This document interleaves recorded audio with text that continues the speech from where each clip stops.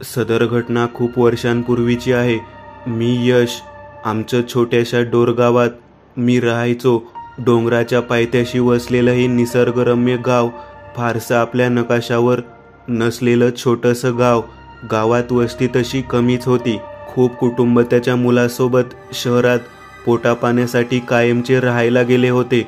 या गावात एकच महादेवाचं छोटंसं पण प्रसन्न मंदिर, त्याच्या बाजूला एकच चहाची टपरी आणि गावाच्या पलीकडील मागच्या बाजूस एक पाथरगड नावाचा जुना अज्ञात डोंगरकडा होता.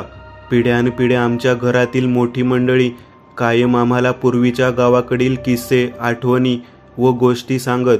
संध्याकाळी सूर्य मावळला की त्या पाथरगडच्या दिशेने चुकूनही पाहायचं नाही आणि जर कोणी खाचेकडे गेला तर तो परत कधीच येत नाही. गावातील लोक त्या ठिकाणी फिरकतही नसत. त्याच्या मनात त्या जागेबद्दल एक अनामिक भीती होती. गावातील वयस्कर लोक सांगायचे, तिथे एकेकाळी एक गडाची खाच होती. ब्रिटिश काळात अचानक मोठा स्फोट झाला होता म्हणे आणि त्यातून खडक उधळले गेले. पण तेव्हापासून त्या खाचीत काहीतरी गूढ आहे, काहीतरी असं जे माणूस ओळखू शकत नाही. मी गावचा तरुण मुलगा. आमचं मोठं शेत होतं. मी शेतात काम करायचो आणि रात्री झोपताना माझे आई बाबा मला त्या पाथरगडाबद्दल विविध गोष्टी सांगत. ते ऐकतच मी मोठा झालो. बाबा सांगायचे, तिथे खड्ड्यात अचानक काळा धूर निघतो. त्या धुराचा वेगळाच विचित्र गंध गावभर पसरतो. रात्री तिथे साधी कुत्रीही भुंकत नाहीत. एकदा आपल्या गावातील सगुना तिकडे बाळंतीण असताना तिकडे गेली, नुसतं त्या परिसरात जाऊन. पण ती वेडसर झाली, पण तिने त्यातच स्वतःचं जीवन संपवलं. मला हे सर्व ऐकून मनातून भीती दाटून आलती. पण खरंच असं कसं घडेल यावर पूर्ण विश्वास पण नव्हता. आपण एकदा स्वतः जाऊन पाहावं का, असं खूप वेळा मला इच्छा झाली. पण माझी एकट्याने जायची हिंमत होतच नव्हती. मला अजूनही आठवतं, तो महिना होता श्रावण. सर्व वातावरण थंड पडले होते. अवकाशात ढगांनी गर्दी केली. चांदोमामा ढगाच्या गर्दीत लुप्त झाले होते. पाऊस मेघगर्जना करत कोसळत होता. विजा चमकत होत्या आणि त्याच रात्री आमच्या गावच्या सरपंच तात्यांचा पांढरा शुभ्र घोडा सापडत नव्हता. त्याचा घोडा म्हणजे त्याचा जीवच होता. त्यामुळे इतक्या रात्री पावसात देखील गावातले काही तरुण घोडा शोधायला निघाले. मला देखील बोलावलं गेलं. खरं तर तो पाथरगड मला पाहायला मिळेल व मी एकटाही नसेल. माझी इच्छा पूर्ण व्हायची संधी आलती, म्हणून मीही त्याच्यासोबत घोडा शोधायला निघालो. मी, माझा मित्र बबलू आणि गावात नवीन आलेला सरकारी शाळेमधला शिक्षक आदित्य सर, असे आम्ही तिघे निघालो. आदित्य सर मुंबईमधील शहरी होते, त्यामुळे त्यांना अशा गोष्टींवर मुळीच विश्वास नव्हता.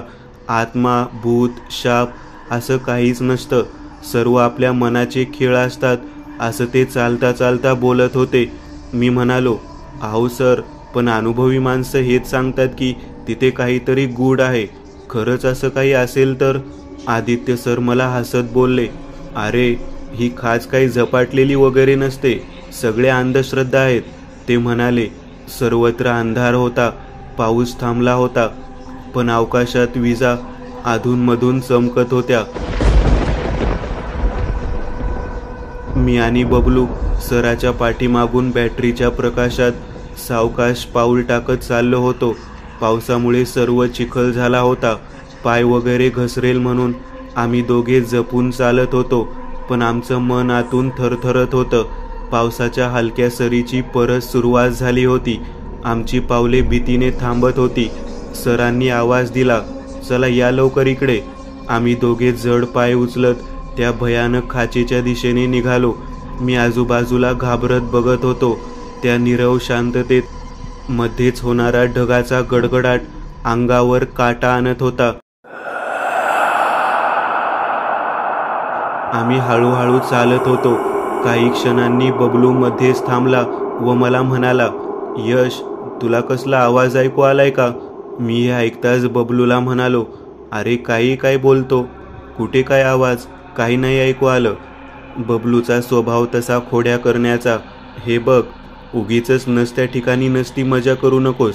हा चल, इथे काही घोडा नाही मिळणार, आपण निघू. मी त्याला हाताला धरून हळूहळू पुढे पाऊल टाकलं. तेच मलाही कसला तरी आवाज आला. माझे पाय भीतीने जागीच थांबले. बबलू मला म्हणाला, बघ मी सांगत होतो ना, आवाज आला. माझ्या मनात अनेक प्रश्न आले. मला भास झाला का? पण आमच्या दोघांना भास कसा होईल? आम्ही सरांना सांगितलं, अरे काही नाही आवाज वगैरे, लक्ष देऊ नका, चला. आम्ही पुढे चालत होतो. पण मला कसला आवाज आला म्हणून मी परत मागे वळून पाहिले तर समोर दिसतंय त्या दृश्यावर विश्वास बसत नव्हता. मी नकळत बबलूचा हात पकडला व त्याला घाबरत, इकडे मागे बघ खुणावलं. आम्ही मागे पाहू लागलो. एक विचित्र खोल आवाज येत होता, पण तो मानवी नक्कीच नव्हता. भेदक घोगरा आवाज होता. मी हातातील टॉर्च आवाजाच्या दिशेने मारली आणि तिथे खड्डा होता. काहीतरी धुरकट, काळसर आणि आकार स्पष्ट लक्षात येणार नाही असं काहीतरी दिसत होतं. मला एवढ्या थंड वातावरणामध्ये पण भीतीने घाम फुटला होता. सर हळूहळू पुढे चालत होते, पण एवढं चालूनही ते खूप अंतर पार करत नव्हते. जणू आमच्यासाठीच थांबले होते. आम्ही थोडं पुढे जाऊन सरांना सांगणार तर ते स्वतःच बोलले, अरे काही नाही रे, हा फक्त दूर आहे, काही नाहीये दुसरं. मला मनातून सरांचा इतका राग येत होता. एवढं दिसतंय विचित्र, तरी कसं म्हणतात काही नाहीये. मी काही बोलणार तेच सर पुढे पुढे गेले आणि एकाएकी दिसेनासे झाले, जणू गायबच झाले की. आम्ही दोघं पुढे 1-2च पावले जाऊन टॉर्च मारून पाहिले, पण सर कुठेच दिसेना. खाली काहीतरी होतं, पण काय ते कळत नव्हतं. बबलू भीत भीत आदित्य सर कुठे आहेत असा आवाज देत होता. काहीच प्रतिसाद नाही. आमची पाचावर धारण बसली. असं कसं गायब झाले? आता आम्ही दोघंच होतो. मधूनच होणारा विजाचा कडकडाट अजूनच वातावरण भयभीत गूढ करत होता. आमच्या तोंडून शब्द फुटेना. आता कसं जायचं, काय जायचं? आम्ही एकाच जागी थांबलो. पाय जागचे हालेना. परत तोच आवाज कानी पडला. घोगरा, विचित्र. आम्ही जीव मुठीत घेऊन वाट दिसेल तिकडे पायात त्राण आणून पळत सुटलो. आम्ही पळत होतो, खूप पळत होतो, पण अंतर काही कापत नव्हतो. आम्हाला अचानक लक्षात आलं, आम्ही एकाच जागी पळत आहोत. आम्ही अजून त्याच जागी आहोत. आम्हाला काहीच समजेना. अंगाला धरधरून घाम फुटला होता. यातून बाहेर कसं पडावं समजत नव्हतं. तेच अवकाशात ढगाचा गडगडाट झाला. विजेचा लखलखाट झाला. त्या प्रकाशात आदित्य सर जिथे उतरले होते तो खड्डा सुनसान खाचेत उतरले होते समजलं. हृदयाची धडधड वाढली. बबलू म्हणाला, नशीब रे बाबा, आपण नाही गेलो पुढे. तेवढ्यात खाचेतून एक विचित्र घाण उग्र वास आला. काहीतरी जुनं, ओलं, कुजलेलं आमच्या श्वासात घुसणार. आणि अचानक एक आवाज आला, खोल, भीषण, ऐकून मनाला झटका देईल असा. माणूस आला आहे. मी आणि बबलू तिथून परत पळायला निघालो, पण मागून काहीतरी आपल्या अंगावर काहीतरी धावत येते असं जाणवत होतं. पावलांचे आवाज स्पष्ट नव्हते, पण हवेचा वेग अचानक वाढला. एकदम बर्फासारखं थंड पडला. आमच्या अंगावर शहारे आले. पुढे काय झालं मला आठवत नाही. शुद्ध हरपली होती. दुसऱ्या दिवशी सकाळी मी गावच्या देवळात शुद्धीवर आलो. माझ्या भोवती काही लोक जमले होते. सरपंच, माझी आई, बाबा आणि बबलू. पण बबलू रोजच्यापेक्षा वेगळा वाटत होता. त्याचा चेहरा गंभीर व नजरेत काहीतरी वेगळंच दिसत होतं. त्याचे डोळे खूप मोठे झाले होते आणि तो काहीच बोलत नव्हता, फक्त एका बिंदूकडे बघत होता. बबलूला काय झालंय? मी विचारलं. सरपंच म्हणाले, तो काहीतरी घेऊन आलाय तिथून. त्याच्या अंगात पाथरगडचं सावत्र दानव शिरलंय. मला त्या सरपंचाचा अतिशय राग येत होता. तुमच्या घोड्याला शोधायला गेलतो आम्ही, आमचा प्राण जीवाला लावून, आणि तुम्ही असं बोलताय. मदत करणं पण कधी कधी चूकच आहे असं वाटतं. बबलू जास्त बोलत नव्हता. एकटक बघायचा, खात पीत नव्हता. मला त्याच्या घरच्यांची खूप काळजी वाटून राहिली होती. ह्या प्रकारच्या दुसऱ्या संध्याकाळी गावातील एक अतिशय वृद्ध आजी, ज्याची जवळपास 100 वर्ष वयाची झाली असतील, त्या काठी टेकत टेकत बबलूच्या घरी आल्या. त्यांनी बबलूला खाली त्याच्यासमोर बसायला सांगितले. बबलू बसला. आजी एकटक त्याच्या डोळ्यात पाहत होत्या आणि त्याच्या चेहऱ्यावर काळजी, भीती उमटली. त्या बोलल्या, ती शक्ती परत आलीये. म्हणजे काय? असं माझ्या आईने घाबरत विचारलं. अगं तिथे तिथं त्या खाचेत, त्या जागेत एक आघोरी तांत्रिक राहायचा, गहिनीनाथ. तो मृतदेहांवर विविध प्रयोग करत असे. त्यामुळे त्यानं त्या खाचेत एक शक्ती बंदिस्त केली होती, पण ती पूर्णपणे नाही, आधांतरी राहिली. आता ती शक्ती बबलूच्या अंगात आली आहे. त्याच्यापासून आता आपण सर्वांनी सावधान राहायला हवं. बबलू आता काहीही करू शकतो, झपाटला गेला आहे. हे ऐकून सर्वांनाच धक्का बसला. सर्व लांब लांब गेले. त्या दिवसापासून मी पण जरा लांब राहू लागलो. एके रात्री मी घरच्या अंगणात रात्री एकटाच घडलेल्या प्रसंगाचा विचार करत बसलो होतो. तेच मला बबलू कुठेतरी जातोय दिसलं. मी त्याला घाबरत हाक मारली. त्याच्या पाठी गेलो. बबलू, अरे कुठे चाललास तिकडं? त्याने माझ्याकडे वळून पाहिले व चालू लागला. मीही त्याच्या पाठीमागे गेलो. बघतो तर माझी बोबडीच बसली.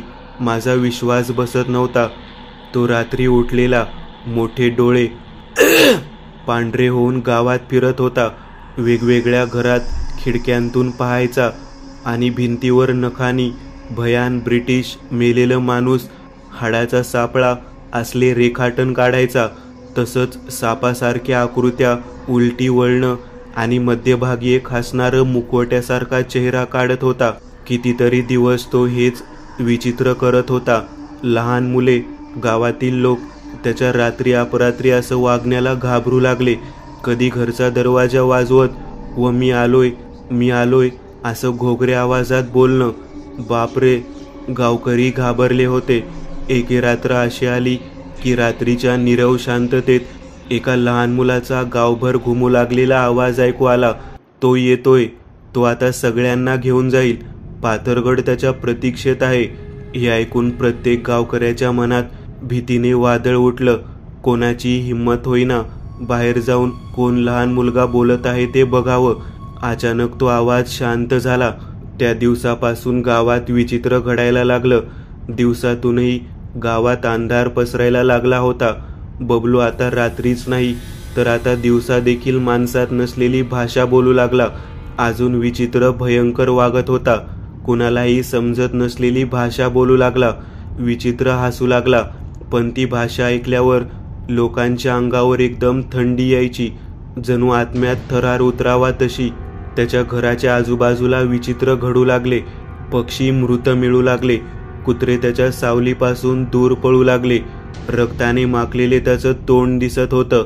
जणू काही तो पक्षी, प्राणी ह्याचं रक्त पिऊन राहत होता. त्याचे आई बाबा जीव मुठीत घेऊन घरात त्याच्यासोबत राहत होते. आणि मग एक दिवस अचानक गावातील सोनाबाई आजी अचानक गायब झाली.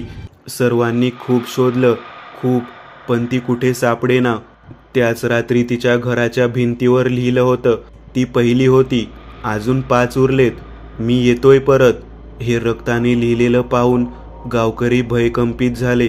सर्वांना आपल्या जीवाची भीती वाटू लागली. दिवसा पण गावकरी घरचे दरवाजे लावून बसत, भीतीने बाहेर पडत नव्हते. मी हे सगळं पाहून हादरलो होतो. पण मी ठरवलं, आता पुरे, काहीतरी करावं लागेल. मी गावाचा तरुण मुलगा आहे. लोकांना ह्यातून मुक्त करण्याचा काहीतरी मार्ग तर असेल. माझा जीव गेला तरी चालेल, पण गावकऱ्यांना व बबलूला अशा जीव घेण्या त्रासात नाही बघू शकत. मी झपाझप पावले टाकत वेळ न घालवता गेलो. गावातल्या सर्वात जुन्या घरात, भोंग्याबाईंच्या घरी. त्यांना मी गावातल्या अघोरी गोष्टी सांगितल्या. परत त्या आजींनी पण माझं बोलणं ऐकून त्यांनी डोळे उघडले आणि म्हणाल्या, इतके वर्ष मी या गावातील अघोरी गोष्टींबद्दलचं सत्य कोणालाच सांगितलं नव्हतं, पण आज ते सांगावंच लागणार, नाहीतर होत्याचं नव्हतं होईल. पाथरगडच्या खाचेत जो गहिनीनाथ होता त्याने मृत लोकांच्या आत्म्यांना कैद केलं होतं. पण एका रात्री त्याच्या झपाटलेल्या प्रयोगाने ती खाच जिवंत बनलं. त्या निर्जीव खाचेमध्ये एक सुडी प्राण आला आहे. ती खाचही आता एक जिवंत जागा आहे. भूते नसून तीच एक भूत बनली आहे. हे ऐकून मला धक्का बसला. असं होऊ शकतं? मी विचारलं. त्यावर उपाय काय असेल आजी? भोंग्याबाई म्हणाल्या. एकच उपाय आहे, तो म्हणजे प्रत्यक्ष मृत्यूच्या गुहेत जाऊन, म्हणजे त्या खाचेत जाऊन तिच्या मध्यभागी असलेल्या मुखवट्याचा नाश करावा लागेल.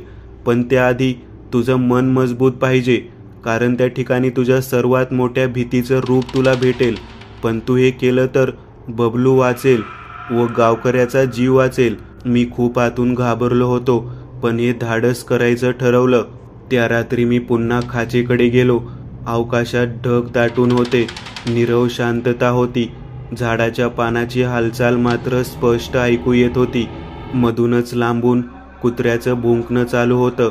मला त्या आवाजाने अजून भीती वाटत होती, तरीही मी चालत राहिलो. माझ्या हातात फक्त एक तेलाचा दिवा होता आणि भोंग्याबाईचं दिलेलं कुंकवाचं वर्तुळ. वाट चालता चालता मी बबलूच्या पावलाचा आवाज ऐकला. अगदी जोरात पाय आपटत आहे. असा मी मागे वळून जरा घाबरतच पाहिले. त्याच्या पावलाचा तर आवाज येतोय, पण त्याचे पाय मात्र जमिनीला लागत नव्हते. मला हे बघून हात कापायला लागला होता.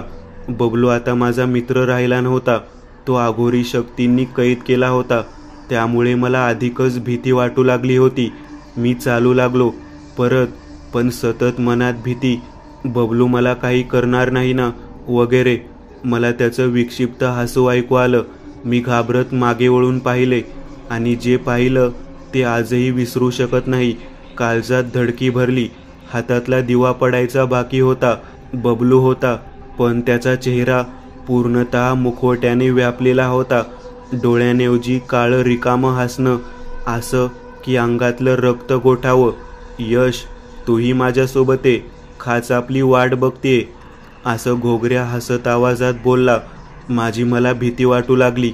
चुकीचा निर्णय घेतला वाटतं, परत आता फिरूही शकत नाही. बबलू विचित्र पद्धतीने माझ्याच दिशेने येत होता. त्याचे ते लाल डोळे, विक्षिप्त हास्य, मला काही सुचेना. तो मला हात देत होता. चल यश चल, अरे खाचेत जाऊ. मला त्याचा स्पर्श नको होता, नाहीतर मी पण झपाटला गेलो असतो. मला आजीचं वाक्य आठवलं. मी त्या ठिकाणी वर्तुळ काढलं आणि दिवा त्या दिशेने फेकला. त्याच क्षणी एका विचित्र गोंगाटात बबलू हवेत विरघळला, जणू गायबच झाला. मी खूप कापत होतो. आता सर्वत्र अंधार व मी एकटा, व ती भयंकर जागा सोडून काहीच नव्हतं. मधूनच वीज कडकड करत येते आणि प्रकाश देऊन जात होती. मी असंच अंदाज घेत पुढे पुढे गेलो.